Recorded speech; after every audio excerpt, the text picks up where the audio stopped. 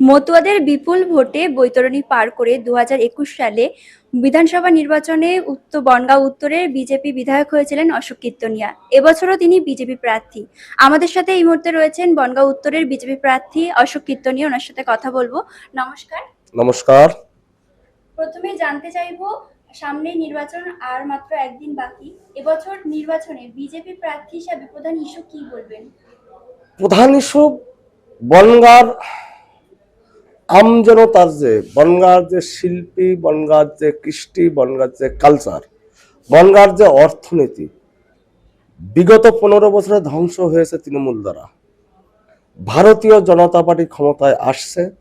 আগামী 4 তারিখে বেলা 12টার পরে সমগ্র পশ্চিমবঙ্গ গেরুয়াময় হবে এবং বনগাঁও গেরুয়াময় হবে। প্রধান ইস্যু যে পশ্চিমবঙ্গে ভারতীয় জনতা পার্টি ক্ষমতায় আসছে, সেই ক্ষমতায় আসার পরে বনগাঁ যে সত্যিকারের উন্নয়ন সেটা দীর্ঘ 49 বছর পরে হতে চলেছে। কারণ 34 বছর বাম, 15 বছর তৃণমূল বনগাঁকে ধ্বংস করে দিয়েছে।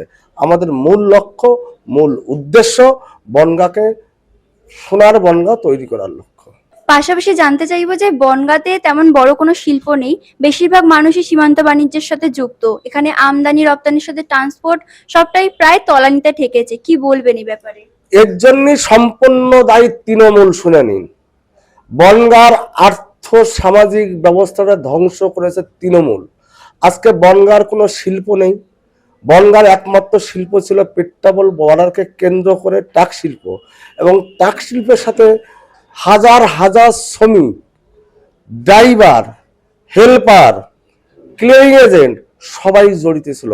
আজকে স্লট বুকিং করে বনগাঁর আর্থ সামাজিক ব্যবস্থাকে পুরো ধ্বংস করেছে তৃণমূল। আমি দৃঢ় প্রতিজ্ঞ আপনাদের মাধ্যমে বলে যাচ্ছি, ভারতীয় জনতা পার্টি ক্ষমতায় আসছে। আমার প্রথম লক্ষ্য এবং প্রথম উদ্দেশ্য থাকবে বনগাঁর যে শিল্পকে পুনরায় ফিরিয়ে আনা এবং বনগাঁর যে আর্থ সামাজিক ব্যবস্থাকে ভেঙে ফেলা হয়েছে সেটাকে পুনরুদ্ধার করা। এবছর নির্বাচনে ভোট বাক্সে আপনাদের ভোটের সংখ্যা কি কতটা বাড়বে বলে মনে করছেন? দেখুন, হিন্দু ভোট 90% হিন্দুরা বিজেপিকে ভোট দেবে। আপনারা মিলিয়ে নেবেন, 4 তারিখে আপনি প্রমাণ পেয়ে যাবেন 90% হিন্দুরা বিজেপিকে ভোট দেবে। কারণ পশ্চিমবঙ্গকে পশ্চিম বাংলাদেশ বানানোর যে চক্রান্ত সামিল হয়েছে মমতা ব্যানার্জির নেতৃত্বে তৃণমূল গভর্নমেন্ট, এটা শ্যামাপ্রসাদ মুখোপাধ্যায়ের দেয়া বাঙালি হিন্দুদের শেষ বাসস্থান, সেটাকে পুনরুদ্ধার অর্থাৎ রক্ষা করবে বনগাঁর হিন্দু সনাতনী মঞ্চ, সনাতনী ধর্মাবলম্বী মানুষেরা। কি মনে হচ্ছে প্রথম স্থান তাহলে রক্ষা করতে পারবে? 100 বার, কোনো দ্বিমত নেই। যিনি তৃণমূলের প্রার্থী তিনি কোথায় ছিলেন? তিনি তো দল বদলু মাল। তাকে বনগাঁর লোক ভোট দেবে কেন? 24 সালে ভোট দেয়নি বনগাঁর লোক, 26 সালে তার মুখে ঝামা কষে দেবে বনগাঁর লোক। কারণ 20 সালে তিনি তৃণমূল, 20 সালে বিজেপি, 21 সালে আবার তৃণমূল। তাকে বনগাঁর মানুষ ভোট দেবে কেন? তৃণমূলের লোকজন ওকে ভোট দেবে না। কি যোগ্যতা আছে? উনি আমার প্রশ্ন করে, আমাকে অপদার্থ এমএলএ বলে, ওনার কি যোগ্যতা আছে? বনগাঁ পশ্চিমবঙ্গের আইনসভার সদস্যর একটা শিক্ষাগত যোগ্যতা ওনার আছে? করেন তো একটা দপ্তরি কাজ করেন, করেন তো একটা দপ্তরি কাজ একটা স্কুলের 8 পাস, সেটা অরিজিনাল সার্টিফিকেট জানার প্রশ্ন থাকলো আর কি। ভোট বাক্সে আপনাদের যে ভোটের সংখ্যা বাড়বেন বলছেন, সেটা কি মনে হয় যে তৃণমূল না বামফ্রন্ট থেকে বেশি প্রার্থীর সংখ্যা আসবে? এরকম কোনো কথা নেই। হিন্দু ধর্মাবলম্বী মানুষরা বিজেপিকে ভোট দেবে, সে বামফ্রন্ট হতে পারে, তৃণমূল হতে পারে। আর বিশেষ করে আমি আপনাদের এটুকু বলতে পারি, ব্যক্তি অশোক কীর্তনিয়াকে তৃণমূলের এক শ্রেণীর ভোটার, তারা ব্যক্তি অশোক কীর্তনিয়াকে, বামফ্রন্টের এক শ্রেণীর ভোটার তারা ব্যক্তি অশোক কীর্তনিয়াকে ভোট দেবে। ভারতীয় জনতা পার্টিকে ভোট দেবেই। যাদের অ্যালার্জি আছে, ভারত দেখুন প্রত্যেকটা দলের একটা আইডিওলজি আলাদা আলাদা থাকে, কিন্তু ব্যক্তি ব্যাপারটা যখন জায়গায় থাকে, আমি 1% ভোট তৃণমূলের ভোট ব্যক্তিগতভাবে আমি পাবো। সংখ্যালঘুদের ভোট তৃণমূল থেকে ফিরে কি আপনার দিকে আসবে বলে মনে হচ্ছে? দেখুন, আমি সংখ্যালঘুদের একটা বার্তা দিয়েছি যে আপনাদেরকে তৃণমূল কি দিয়েছে? আপনাদেরকে দুধেল গাই বানিয়ে দিয়েছে। আপনার পরিবারের সন্তান সন্ততির হাতে তৃণমূল বোম মেশিন গুলি তুলে দিয়েছে। আমরা ভারতীয় জনতা পার্টি ক্ষমতায় আসলে আপনার পরিবারের সন্তানের হাতে আমরা খাতা, পেন, পেন্সিল তুলে দেব। এটাও বলেছে আপনি ভোট দিলেও বিজেপি ক্ষমতায় আসছে, আপনারা ভোট না দিলেও বিজেপি ক্ষমতা আসবে।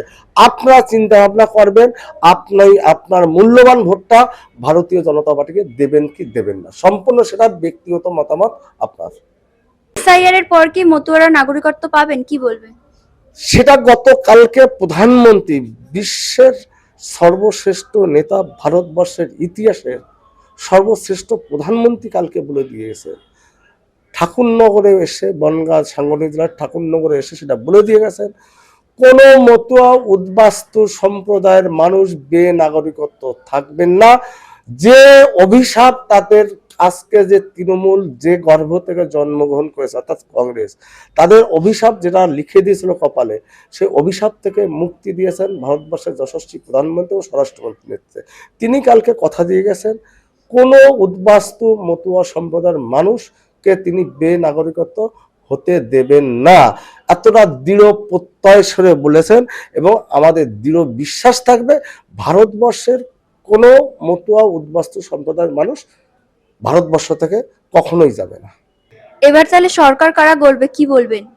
সরকার করবে বিজেপি, কোনো প্রশ্ন নাই। তৃণমূল যাচ্ছে, বিজেপি আসছে, শুধু সময়ের অপেক্ষা। চারিদিকে আওয়াজ, একটাই আওয়াজ, মমতা চলে গিয়েছে, মোদী আসছে, একটাই আওয়াজ, কোনো কথা নেই। পাহাড় থেকে সুনামি শুরু হয়েছে 23 তারিখে, 29 তারিখে সুনামি নেমে এসছে সমতলে।